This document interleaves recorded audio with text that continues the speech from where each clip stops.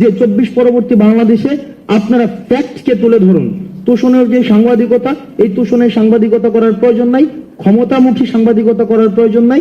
আমরা ওই সেফ রুমে বসে বসে দেখেছি যে মিডিয়া আসলে মিডিয়া হাউস থেকে নিয়ন্ত্রণ করা হয় না, এটা গণভবন থেকে প্রেসক্রিপশন দেওয়া হয় এবং প্রত্যেকটা জিনিস ডিজিএফআই নিয়ন্ত্রণ করে। আমি মিডিয়ার উপরে প্রচন্ড পরিমাণ ক্ষুব্ধ এবং নগ্নভাবে দেখেছি তৎকালীন মিডিয়ারা তারা যে প্রেসক্রিপশন দিয়েছে ওই প্রেসক্রিপশন অনুযায়ী হচ্ছে ভিডিও প্রচার করেছে। মৎস্য ভবনের অপোজিট সাইডে আন্তর্জাতিক মাতৃভাষা ইনস্টিটিউট, বাইরে থেকে কোনোভাবেই বোঝা যাবে না যে এটা একটা ডিজিএফআই এর সেফ হোম। ওই দিন আমাদেরকে বাসায় ফেরত দেয়নি, তখন আমাদেরকে একটা সেফ হোমে নিয়ে যাওয়া হয়।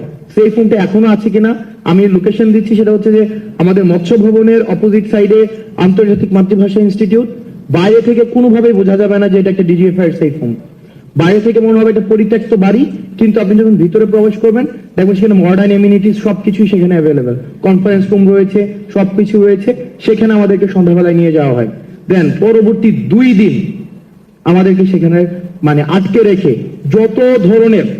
যত ধরনের ফোর্স করা যায়, ভার্বালি, ফিজিক্যালি যত ধরনের, এবং রাষ্ট্রে এমন কোন আইন প্রয়োগকারী সংস্থা নেই যারা আমাদের সাথে ওই সেফ রুমে বসে নাই। এবং মেন্টালি যত ধরনের টর্চার করা যায়। একবার আমাকে বলে যে সার্জিস রাজি হয়ে গিয়েছে, সুতরাং তুমি যদি রাজি না হও তাহলে তোমার ভবিষ্যৎ তুমি দেখবা। এবং আমরা সেখানে মিডিয়ার ভূমিকাতে পড়ে আসছি। আজকে আমরা মিডিয়াকে দেখছি সব জায়গায়। আমি মিডিয়ার উপরে প্রচন্ড পরিমাণ ক্ষুব্ধ, ওই মিডিয়ার প্রতি আমার ক্ষুব্ধতার জায়গাটা কোথায় সেটা আমি একটু পরে বলছি। এবং সেখানে হচ্ছে আমাদেরকে কেরিয়ার সেটেল করে দেওয়ার কথা হয় যে দেখো এখানে যে প্রত্যেকটা মানুষ মারা যাচ্ছে সবগুলার দায়ভার কিন্তু তোমাদেরকে নিতে হবে, সবগুলার দায়ভার। কিন্তু আমি আসিফ নাইদের সাথে আমাদের যোগাযোগ হয় না, কারণ আমাদের ফোন ছিল না। আমরা বারবার চেষ্টা করছিলাম আমরা যোগাযোগ করব, আমরা কোনোভাবেই তাদেরকে আমরা সংযোগ করতে পারছিলাম না। তা আমাদেরকে বারবার বলা হচ্ছে যে বিদেশে, এবং আমাদেরকে বলা হচ্ছে যে দেখো তোমরা যদি সেটেলমেন্টে আসো, তোমাদের যে কেরিয়ার ওই কেরিয়ার হচ্ছে আমরা সেটেল করে দেবো, তোমাদের বিদেশে বলো দেশে বলো যাই বলো না কেন। এবং ওনারা আমাদেরকে বলছিলেন এই ভদ্রলোকের কেরিয়ার অলরেডি সেটেলড, কিন্তু আমরা কোনোভাবেই নেগোসিয়েশনে যেতে যাচ্ছিলাম না এবং আমরা কোনোভাবেই বসতে যাচ্ছিলাম না। তো সর্বশেষ আমাদেরকে ওই দিন আমি হাসিবকে নিয়ে আসি, কারণ আমি কোনোভাবেই আমি বিষয়টাকে যে কিভাবে অ্যাড্রেস করবো, তা হাসিব আমার সাথে ফোনে যোগাযোগ করে হাসিব নিয়ে আসে। হাসিব যেহেতু মাদ্রাসার স্টুডেন্ট ছিল, হাসিবের প্রতি আরো বেশি তাদের ক্ষোভটা বেশি ছিল। দেন সর্বশেষ স্টোরি শর্ট করি, সেটা হচ্ছে যে সর্বশেষ আবার ডিজিএফআই এর একদম পুরা যে ওই টিমটা ওখানে আসেন। ওই দিন হচ্ছে যেদিন আমরা পদ্মাতে যাই। তারপরে আমাদের কথা হচ্ছে আমরা সেখানে যাব, কিন্তু মিটিং করব না, আমাদের যে দাবিগুলো আমরা সেই দাবিগুলো দিয়ে আসবো। সেখানে সার্জিস আমাকে বলে যে দেখো ওনারা যেহেতু বলছেন মিডিয়া সেখানে আসবে, সুতরাং আমরা অন্তত মিডিয়ার সামনে আমাদের যেই বর্তমান পরিস্থিতি সেটা আমরা উপস্থাপন করতে পারবো। ওনারা যদি মেরে ফেলবে কিন্তু আমরা ওখানে উল্টা স্ট্যান্ড নিব। তখন আমরা ওই সিদ্ধান্ত নিয়ে আমরা পদ্মাতে যাই, কিন্তু আমরা একটা মিনিটের জন্য ওনাদের সাথে আমরা কোনো বসি নাই। আমরা 8 দফা দাবি, 9 দফা থেকে 8 দফা আসছে, সেটাকেও ওনারা কেটে দিয়েছে, সেটাকেও ডিজিএফআই নিজে কেটে দিয়েছে। এবং আমাদেরকে যখন আমরা আসছি নিচে আসার পরে আমরা দেখলাম মিডিয়া এখানে যারা আছেন, এই ক্যামেরাগুলো লোগো সহ মিডিয়া, তাদেরকে আমরা সেদিন সেখানে দেখেছিলাম। এবং আমরা সেখানে আমাদের সাথে যা হয়েছিল আমরা স্পষ্টভাবে সেই ঘটনাগুলাই বলেছিলাম।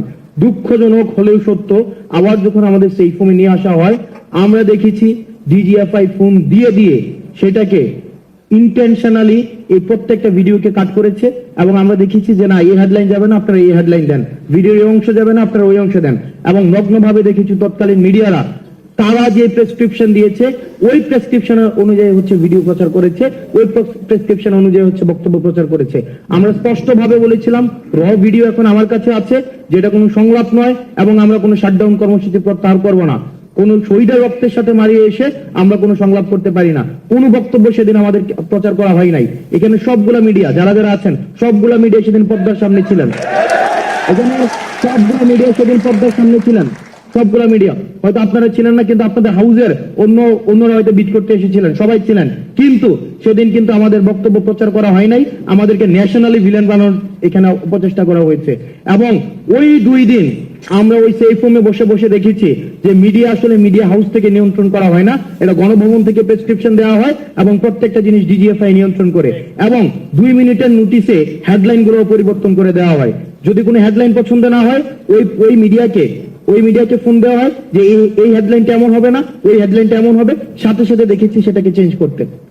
দেখেন আপনার মিডিয়া আজকে যারা কথা বলছেন, আজকে যারা হঠাৎ করে ওই মিডিয়াই গত 16 বছর ধরে এই ফেসিবাদকে তুষণের মধ্য দিয়ে আজকের কেমন বাংলাদেশ চাই সেটা মানে এই আজকের আমার বক্তব্য সেটা তো অপ্রাসঙ্গিক। কেন অপ্রাসঙ্গিক? কারণ হচ্ছে আমার অ্যাসপাইরেশনাল কথাবার্তা বলার প্রয়োজন ছিল, কিন্তু আমি যখনই দেখলাম এটা একটা মিডিয়া স্পন্সরড একটা প্রোগ্রাম, সেই জায়গা থেকে আমি কথাগুলো বলছি।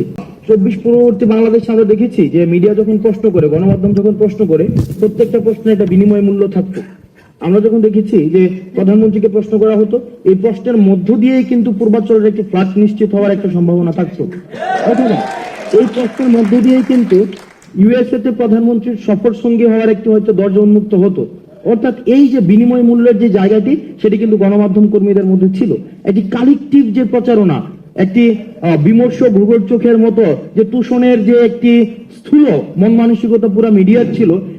আমি আপনাদের কাছে আমার প্রত্যাশা থাকবে 24 পরবর্তী বাংলাদেশে আপনারা গণভবন মুখী আর হইয়েন না, আপনারা হচ্ছেন জনগণ মুখী হন।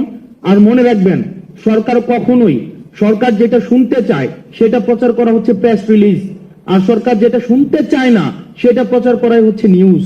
এখন আমরা দেখেছি গত 16 বছরে এই যে মিডিয়াগুলো কালেকটিভ ভাবে কেউ সাধু না এখানে। আমি এই যে লোগোগুলা দেখি, এই লোগোগুলাকে আমি সেদিন ডিজিএফ অফিসে দেখেছি। আমি পুরা যে প্রত্যেকটা জায়গায় আমি এই লোগোওয়ালা সাংবাদিকদের কিন্তু দেখেছি। সুতরাং আমি আমার জায়গা থেকে আমি খুব বেশি হোপফুল হইতে এখনো পর্যন্ত পারি না, আমি খুবই স্কেপটিক। সেই জায়গা থেকে আমি আপনাদের কাছে প্রত্যাশা করব যে 24 পরবর্তী বাংলাদেশে আপনারা ফ্যাক্টকে তুলে ধরুন। তুষণের যে সাংবাদিকতা, এই তুষণের সাংবাদিকতা করার প্রয়োজন নাই, ক্ষমতামুখী সাংবাদিকতা করার প্রয়োজন নাই। আপনারা মানুষ যেটা সরকার শুনতে চায় না সেই জিনিসগুলো হচ্ছে তুলে ধরুন, তাহলে সবসময় আপনারা প্রাসঙ্গিক থাকবেন।